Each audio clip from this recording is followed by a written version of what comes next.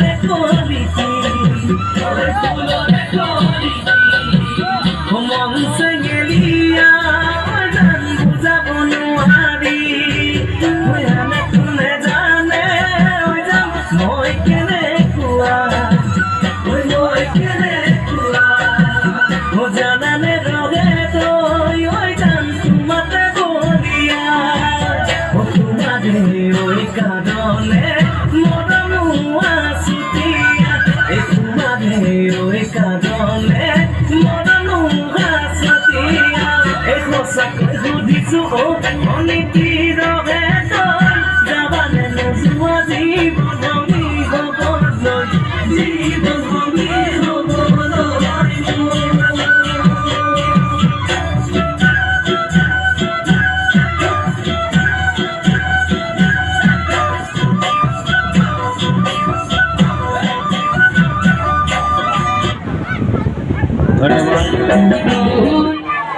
ধন্যবাদ জনাইছো নাৰ্জিনা খাতুনক। এতিয়া আমাৰ মঞ্চত আহিব ৰেশমিনা আহমেদ।